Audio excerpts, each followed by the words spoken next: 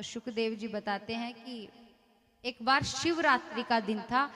नंद बाबा और सारे गोपों ने उत्सुकता से अंबिका वन की यात्रा का विचार किया। अंबिका वन में जाकर ब्राह्मणों को भोजन करवाया, पूजा संपन्न हुई।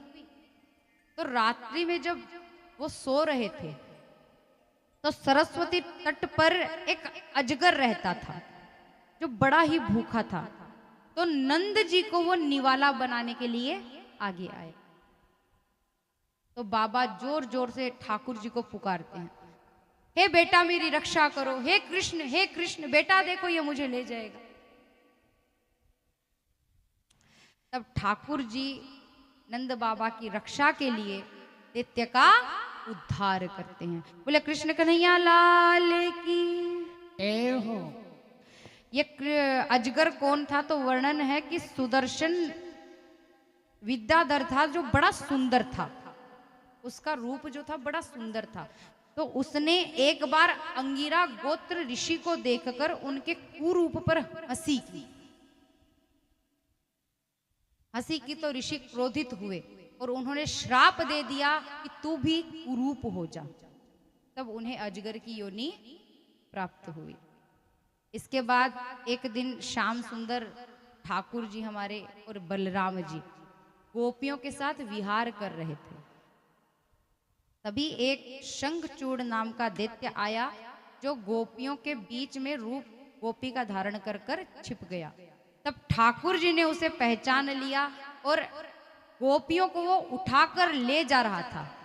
तब गोपियां भगवान को पुकारती है कि हे कृष्ण हमारी रक्षा करो, हमें बचा लो। तो फिर से भगवान भक्तों की रक्षा के लिए, गोपियों की रक्षा के लिए दैत्य का उद्धार करते हैं। बोले कृष्ण कन्हैया लाल की जय हो। वर्णन है कि उसके मस्तिष्क पर एक मणि थी, नाम था चूड़ामणि। तो भगवान ने वो मणि ले ली। इसके बाद एक बार ठाकुर जी गैया चरा रहे थे ब्रज में। तो कंस अरिष्टासुर नाम का एक दैत्य भेजते हैं। दैत्य बैल के रूप को धारण कर कर मारने का प्रयास करते हैं। इधर उधर हल्ला मचा रहा है, सींग मार रहा है। तब ठाकुर जी फिर से गौ माता की रक्षा के लिए और ग्वालों की रक्षा के लिए दैत्य का संहार करते हैं। बोलिए कृष्ण कन्हैया लाल की जय हो। अब नारद जी को लीला सूझी। किसे? नारद जी गए कंस के पास। कंस को जाकर बोलते हैं कि जो कन्या तुम्हारे हाथ से छूटकर आकाश मार्ग को चली गई थी, पता थी वो कौन थी? किसकी पुत्री थी? कंस ने बोला किसकी? बोले यशोदा जी की। बोले जो तुम्हारा काल है, तुम्हारी बहन का 8वीं जो संतान है वो कोई और नहीं, वो अब वृंदावन में है और वो नंदराय जी का पुत्र कहलाता है।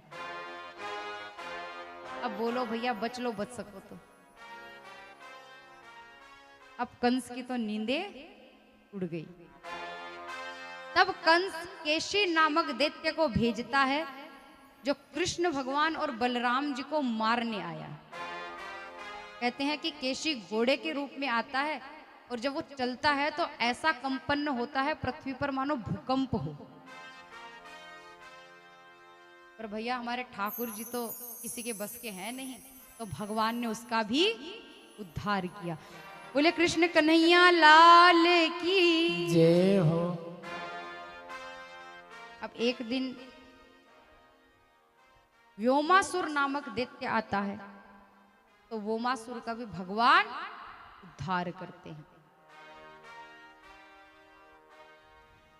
अब यहां पर और लीलाएं होती है। देखिए ठाकुर जी ने जो भी उद्धार किए हैं, जिसे भी मारा है, तो वो दैत्य, पर ये कहना पड़ेगा कि उनके नसीब इतने अच्छे थे कि मरते वक्त भी प्रभु के दर्शन हुए।